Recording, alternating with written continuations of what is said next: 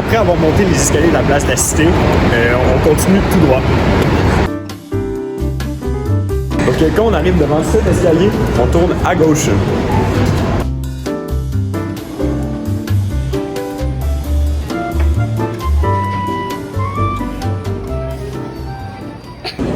Bonjour, donc aujourd'hui on est à la brûlerie Rousseau. Elle nous accueille pour qu'on puisse faire une courte entrevue dans le cadre de notre projet de fin de session sur cours d'introduction à la gestion. Donc on va se présenter. Moi, Anne-Sophie Bouchard. Moi c'est Alexandre Méthode. Zachary Fortin. Joseph Lessard. Jacob Dupuis, propriétaire de Brûlerie Rousseau. Lors de notre entrevue avec Jacob, gérant de la brûlerie Rousseau, on a pu vraiment répondre à plusieurs questions concernant l'environnement externe de l'entreprise, la description de l'entreprise, l'historique, le marketing, les ressources humaines, les opérations, la finance et la comptabilité, puis les défis futurs et actuels de l'entreprise. C'est la mission principale de la brûlerie?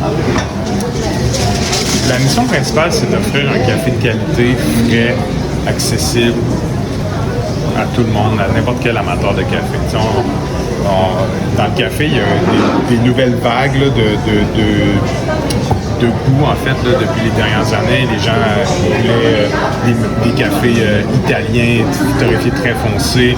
Puis là, dernièrement, les cafés sont devenus de plus en plus acidulés, fruités, fancy. Nous, on se situe, pas qu'on se situe entre les deux, on est capable d'offrir les deux pour n'importe quel type de client. C'est dépendant de cerner le client, savoir c'est quoi qu'il veut, puis on va être capable d'y offrir un café qui veut. Ok, c'est bon. Merci beaucoup. Jacob nous explique que oui, il y a des localisations qui ont beaucoup plus d'achalandage que d'autres, fait que forcément il va y avoir plus de clientèle à celui-là.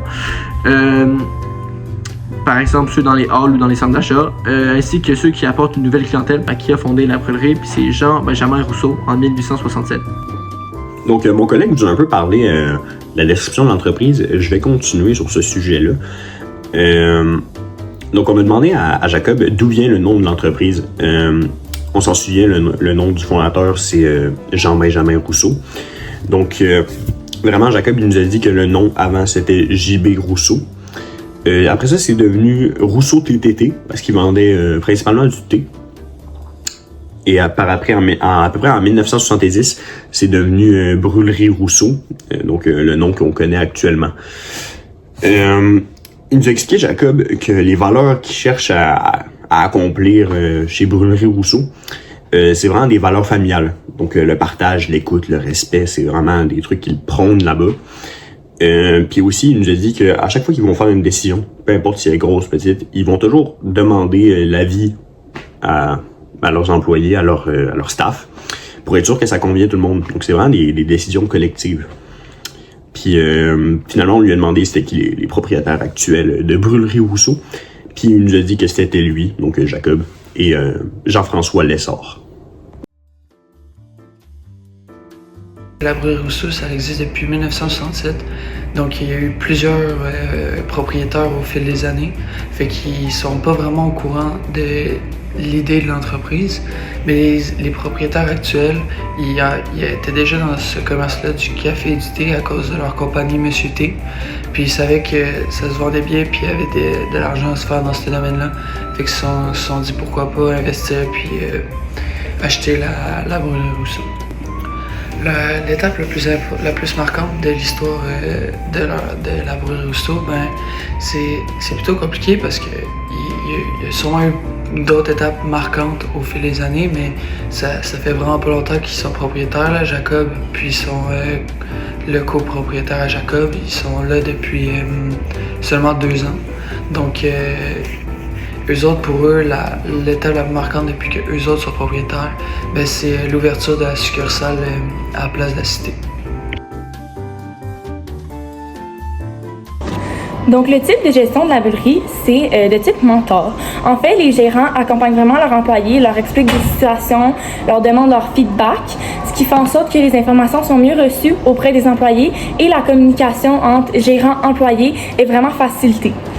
Comme la majorité de leurs employés sont temps partiel parce que ceux-ci sont encore des étudiants ou partent souvent en voyage. Un des éléments qui garde les employés motivés au sein de la brûlerie, c'est la souplesse du milieu. Sinon, la brûlerie organise aussi des rassemblements d'équipes pour Noël pendant l'été, puis les employés disposent d'un rabais employé. Donc ça, c'est plein d'éléments qui renforcent le sentiment d'appartenance dans la brûlerie. Globalement, la brûlerie Rousseau comporte 65 employés. Dans leur centre de torréfaction et dans leur cuisine centrale, il en comporte environ une douzaine d'employés à temps plein, qui sont au sein de l'entreprise depuis plus longtemps. Dans chaque succursale, en fond, il y a quelques employés à temps plein, mais beaucoup d'employés à temps partiel qui comblent les périodes vacantes, donc environ 2 à 3 fois par semaine. La brûlerie comporte un superviseur des succursales qui s'occupe des formations des employés. Donc, pour accompagner chaque formation d'un nouvel employé, il y a un document de formation qui est ajusté à chaque année ou à chaque 2 ans. Ensuite, vient une formation de 2 à 3 jours pendant lesquels les employés sont constamment accompagnés.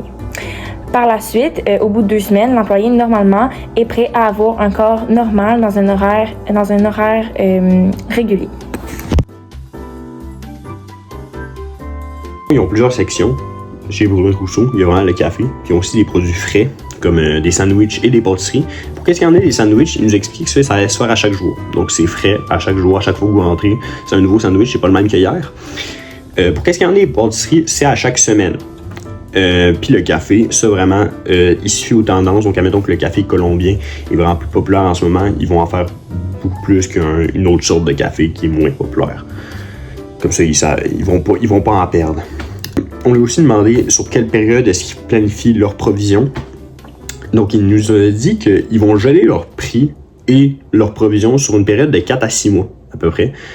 Donc ils ont des contrats selon leur vente. Et les produits les plus populaires. Donc, admettons, ils vont commander 160 poches, des grosses poches pour de café. Admettons, le brésilien sur une période de 4 mois. Puis pour qu'est-ce qu'il y en ait de la nourriture, ça c'est différent. Ils vont avoir 3 commandes d'ingrédients par semaine. Après ça, la cuisine va vraiment faire les produits. Là, c'est fait sur place. Ensuite, on lui a posé la question quels sont les obstacles qui ralentissent beaucoup la production. Donc, il nous a dit que le plus gros obstacle, c'est vraiment la main-d'œuvre. Donc, admettons une personne qui colle pour dire qu'elle est malade. Alors, les avantages financiers de la structure de leur entreprise, c'est que leur entreprise est faite de manière qu'ils sont éparpillés un peu partout, ils ont plusieurs succursales. Donc, même s'il y en a une qui va moins bien pour le moment, les autres succursales qui, eux autres, peuvent genre remonter cette succursale-là parce que les autres vont mieux. Fait que le fait d'être éparpillé puis d'avoir plusieurs succursales, ça fait que ça compense toutes celles qui marchent moins bien. Comment font-ils leur revenu? Alors pour commencer, c'est éparpillé sur 3 marchés. Donc la première partie, la plus grosse, c'est 60% provient de toutes leurs succursales éparpillées un peu partout au Québec. Ensuite, 25% vient du commercial, fait que ça c'est quand genre d'autres compagnies vendent leurs propres produits comme des épiceries et tout ça. Puis finalement, il y a 15% qui proviennent de leurs commandes en ligne. Alors, leurs plus grandes dépenses, ils ont plusieurs grosses dépenses pour tout ce qui est acquérir les produits et tout ça. Mais la plus grosse et de loin, c'est tout ce qui est de payer tous les employés, donc les salaires de leurs employés dans toutes les succursales, puis aussi ceux qui sont en bureau. Explique que la clientèle varie vraiment d'un emplacement à l'autre. Dans le fond, ils ont 6 emplacements, puis chaque boutique a sa clientèle cible. Pour vous donner un exemple concret, à la brûlerie au Wall de Sainte-Foy, vu qu'il est situé à proximité des cégeps, la clientèle principale observée, c'est des étudiants. Tandis que à la brûlerie sur Cartier, au Wall de Cartier, la principale clientèle est composée de personnes âgées parce que la brûlerie est située derrière un foyer pour personnes âgées. Fait que ce qu'on peut tirer comme conclusion, c'est que la clientèle cible varie vraiment d'un emplacement à l'autre. et que l'emplacement influence beaucoup les personnes qui vont y aller. Mais de façon générale, la clientèle est entre 18 et 85 ans. Jacob nous explique que la brûlerie se concentre sur ses spécialités à eux puis tente de rester le plus authentique possible face à la concurrence. La brûlerie ne regarde pas trop les produits des concurrents parce que premièrement, ça les intéresse pas. Puis deuxièmement, ça serait pas avantageux pour eux parce que c'est trop des gros marchés pour leur type d'entreprise à eux. La brûlerie a des clients fidèles, c'est ça qui nous explique, qui soutiennent la brûlerie pour les produits qu'ils offrent et non pour les produits qui tentent d'imiter les grosses chaînes. Fait que les clients qui vont à la brûlerie vont là pour les produits de la brûlerie, principalement les réseaux sociaux, parce qu'ils m'expliquent qu'ils sont conscients que de nos jours la publicité se fait principalement par les médias sociaux. Puis la brûlerie tente d'aller chercher le plus gros public par les réseaux, que ce soit par compte TikTok, Instagram, avec tous les médias vraiment présents aujourd'hui. Il tente d'aller chercher la clientèle un peu plus jeune par là.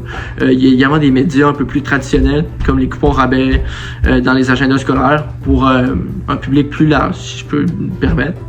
Clairement, le café de la brûlerie est torréfié à Québec, donc c'est local. Il est toujours frais, donc si un client prend un café, Jacob nous dit que c'est sûr qu'il a été torréfié d'ici les 10 derniers jours.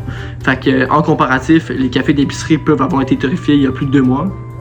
De plus, c'est une torréfaction artisanale, donc c'est en petite quantité, fait qu'il vise plus, il y a plus pour la qualité versus la quantité.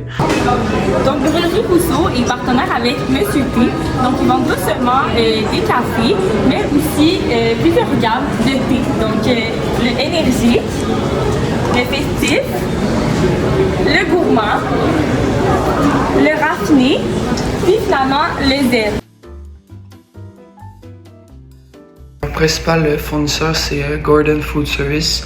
C'est eux autres vraiment qui les fournit le plus dans tout ce qui est nourriture et tout ça. Ensuite, ils ont également des brokers à Montréal pour tout ce qui est du café.